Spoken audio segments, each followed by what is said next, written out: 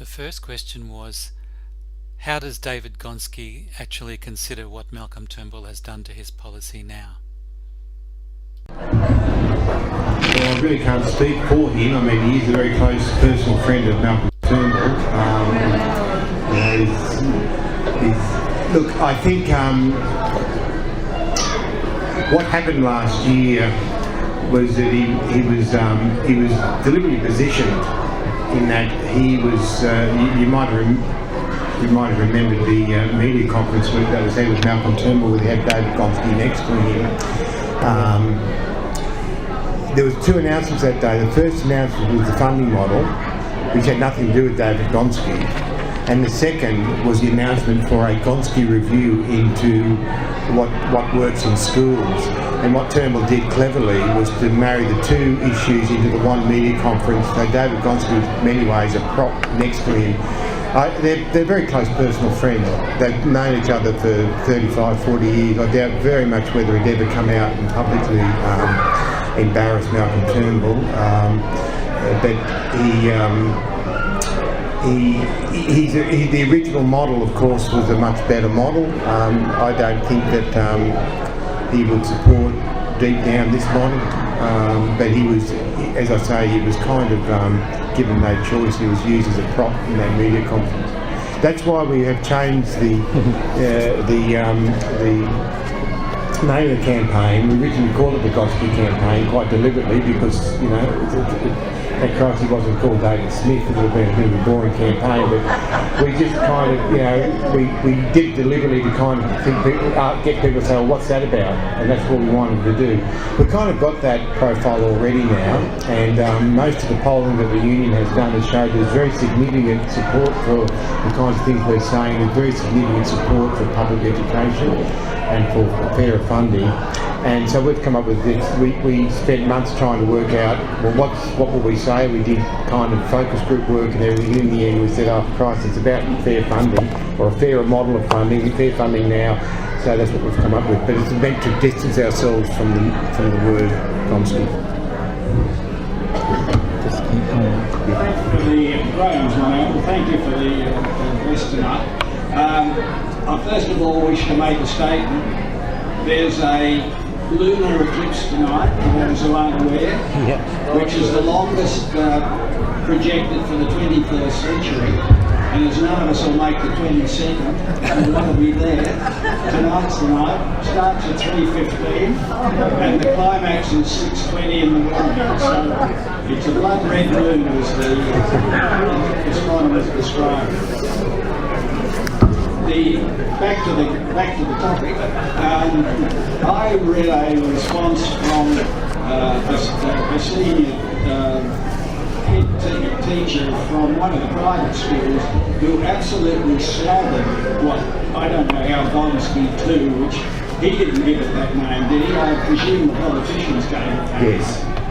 But whatever form his second attempt came out, it was slathered by this teacher in terms of the fact that there was so much what she called motherhood statements in the document that she felt the whole document was a total waste of time.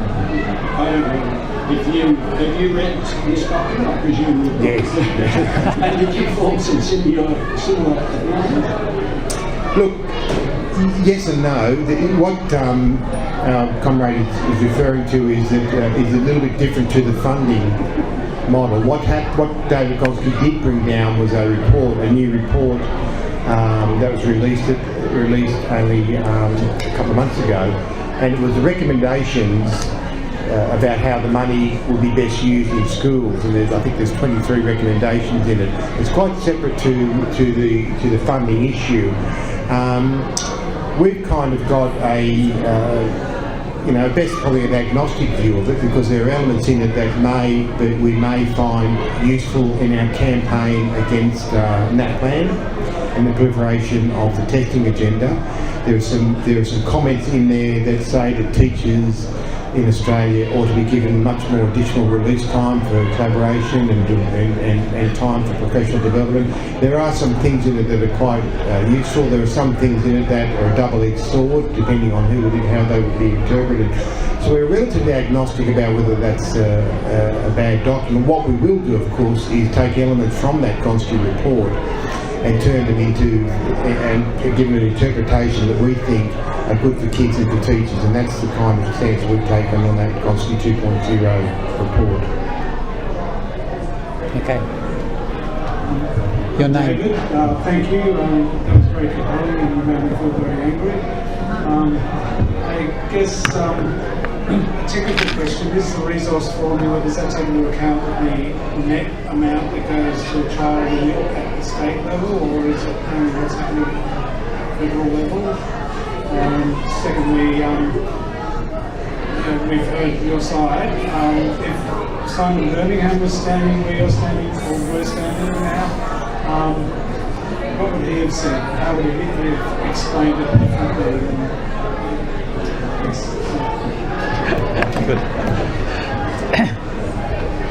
Well, to answer the first question first, I don't know how Simon Birmingham would explain it other than to say that he was given, if he was pissed and honest, I think he'd say I was given an impossible deal by Tony Abbott, who wouldn't fund the original Gonski model the coalition didn't fund it in 2014 or 15 or 16 or 17 or 2018 budget. So 5 years of not funding the original model has meant they've had to come up with something, and he was given the job of coming up with something.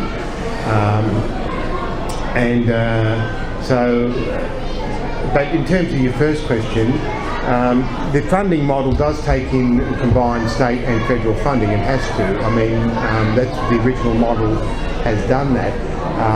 So when we look at the figures I gave you, for instance, for Loreto Kirribilli, with a combination of state and federal funding.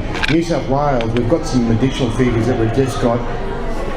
We've done a lot of freedom of information stuff, because there's more data funding now that's ever been available. So we've put in a lot of jippers on funding now to try and get, and we've actually worked out that New South Wales funds private schools above the resourcing standard more than any other state in the country.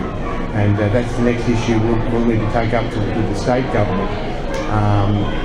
And we're not talking about bus subsidies and everything else, and all the charity status and the tax-free status and all the other things, and their overseas investments and their building trust fund and everything they do to do it. What we're finding with the non-government sector is that they are essentially pulling, we've got a lot of evidence they're pulling the recurrent funding, which should be used for teaching and learning, that is employing teachers to teach children or for curriculum. That's what recurrent funding usually should be. They're pulling a lot of that money out and putting it into capital and building schools or building swimming pools or doing that kind of things. And so, yeah, it's a combination of state and federal in the model. If the Birmingham and Turnbull government did anything, they have kept the schooling resource standard. That schooling resource standard is the only now objective measure we have whether we can tell whether a school or system is over or underfunded. And that has been kept in the new model to our political advantage, in that we can actually now get figures where we can list all the schools and the amount of Commonwealth and state funding they're getting, that we can get off. And that's the other advantage of My School website. We can pull that funding, that off, and have a look at how much money they're getting. Okay. Hi, my name's Claudia, and I'm a great supporter of the state school system. Both of my children have gone through the system, and it's been very good for them. But I appreciate what you're saying, but I just wanted to nomination Loreto Kirribilli. But I have a number of people who work in the Catholic system for the systemic schools, and they are suffering. So I just wondered, is that what you're saying? What you're saying is a fair representation, because they're certainly feeling the pinch as well. A lot of the other Catholic schools, not the likes of Loreto Kirribilli. So the picture you're painting, I'm just thinking it might be a little bit biased in that respect.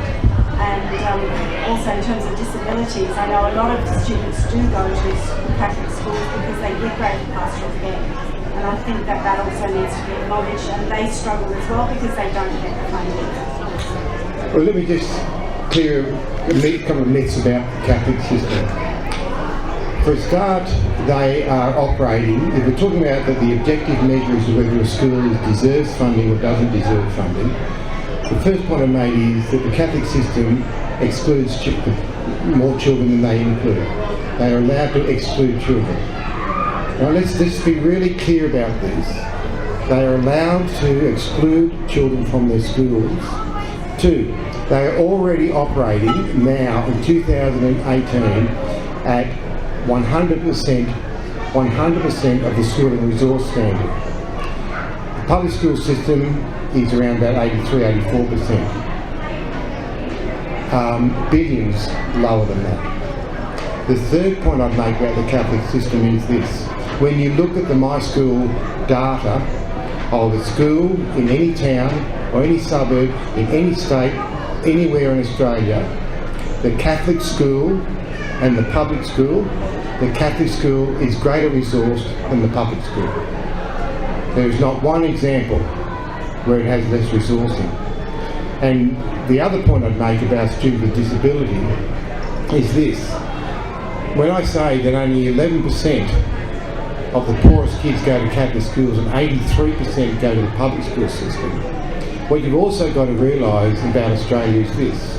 We have the greatest concentrations of disadvantage in disadvantaged schools. So it's not a kind of even spread. In some countries, including the USA, there's a kind of a much more even spread. But when you get significant concentrations of disadvantage, and Australia is the worst example of it in the OECD, and that gap between the advantage and disadvantage is growing even greater, when you get that content, then the level of complexity and need is just exponential. It's exponential. So I think there is huge mythology around the Catholic system. They no longer are having enrolment growth from poor Catholic children. Their enrolment growth is from wealthier Australians from a non-Catholic background. So to me, there's a moral question the Church has to ask itself in terms of what's the purpose of its education system. Wow. Okay. My name's Julian.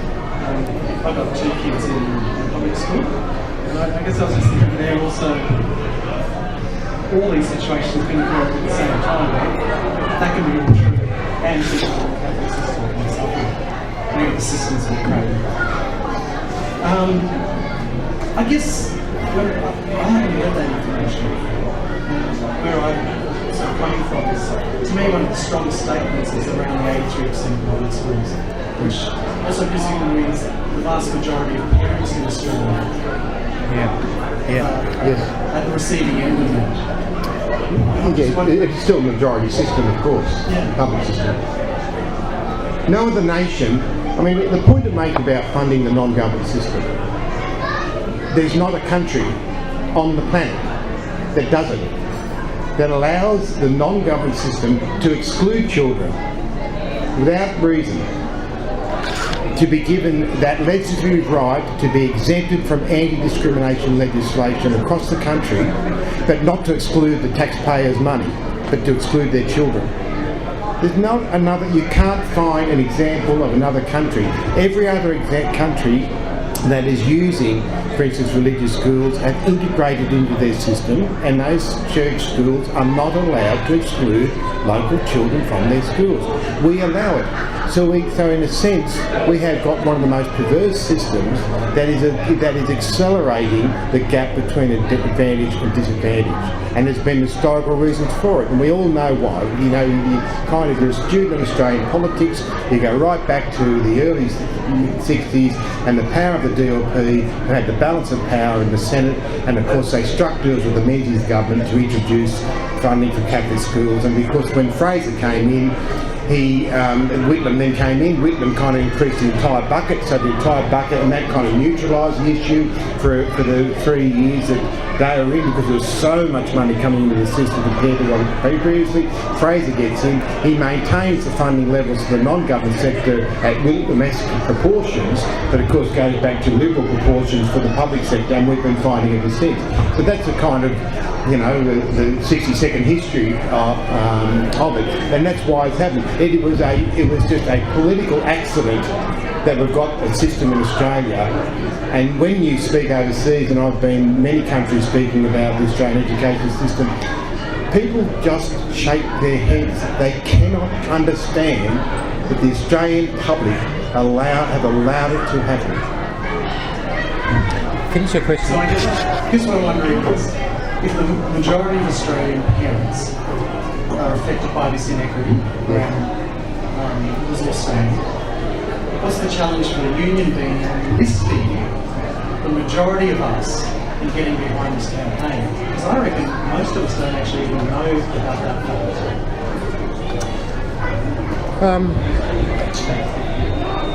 Well, that's our campaign. Essentially, that's the campaign demand, that we have to try and make this a community-based issue. We have a Fair Funding Now website that we're asking people to sign up for, and when we did the original idea of Gonski, that was larger than GetUp in terms of the number of people that signed up for it, so it was a very significant database.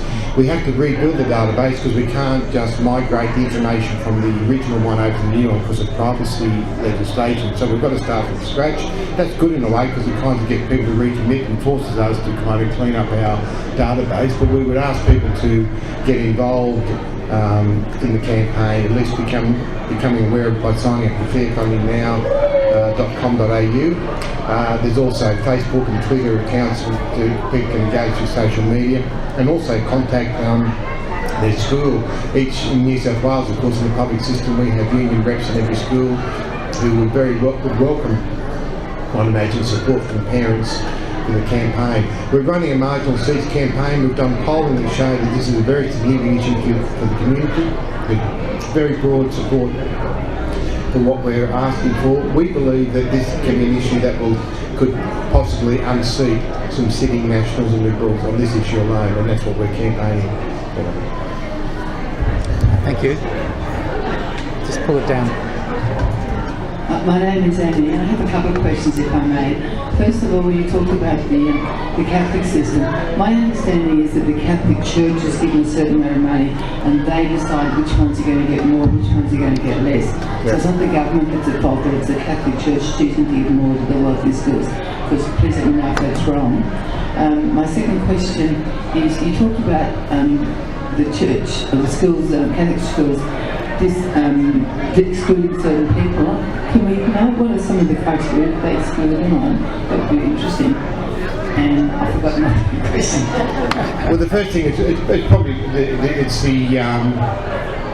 to me the non-government lobby, including the Catholic Church, to me, in what the behaviour that they exhibit in Australia, to me it's akin to the NRA.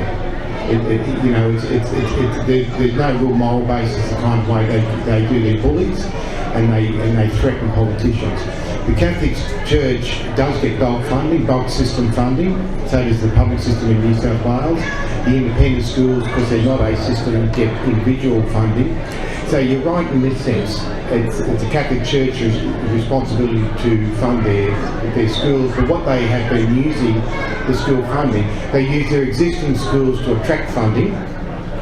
Then they use recurrent funding, they don't spend it on those children that attracted the funding in the first place. They then turn that into capital funding and build more schools, and then they get more recurrent funding. So that's kind of been the model that they have used to spread their system. And you're quite right. The money that they have received in state assistance since the 60s, there shouldn't be one school that should be crying poor. They've been given us enormous funding, but they've also got the capacity to raise funds from parent fees as well. And the profile of children in Catholic schools are essentially middle class. We can look at a situation like Warriner, a Catholic school and a public school. the Catholic school essentially has virtually no Aboriginal enrolments whatsoever. The public system has virtually 100% Aboriginal enrolment. Now you're telling me that church school in that town is playing a positive role? Really? You know, I mean that's a moral question the church has got there. You're building schools that essentially are designed to assist in white flight. Your name? Thanks, Maurie. You've presented this Julie, a disclaimer, principal of a high school who has lost more than $1 million from the last 2 years of Gonski. You've presented some really compelling arguments tonight, and you also outlined in response to this gentleman's questions some of the activities that we can undertake. If there's one takeaway message here for people tonight to move this campaign forward, what would that be? Well, I'll start with parents. If your parents are children in public schools, then trying to connect to your local P&C and have the issue raised within your school, and try and connect to our union reps that are in every school. And if you don't get any kind of satisfaction, then at least give the union a ring, the Teachers Federation, and we'll try and connect you to where we know activists are operating in the school. So for parents, we need parent support at the school level, so try and connect with your school on this issue. For those other people, the easiest thing for you to do is to stay abreast of the campaign by signing up to Fair Funding Now. We need to build that database, and also you're engaged in social media to sign up to the Facebook and Twitter and other accounts on it, and keep spreading those kind of messages and memes and things that we're putting out. We will, of course, be putting out more resources to our schools, but we really need people connected to the campaign officially through Fair Funding Now. That's the engine room, Julie, of the campaign for people who aren't already connected to a school. Okay, thanks. Okay, are there any more questions? Anyone want to make any more comments? Okay, well, please put your hands together again to thank Maurie Mulheron.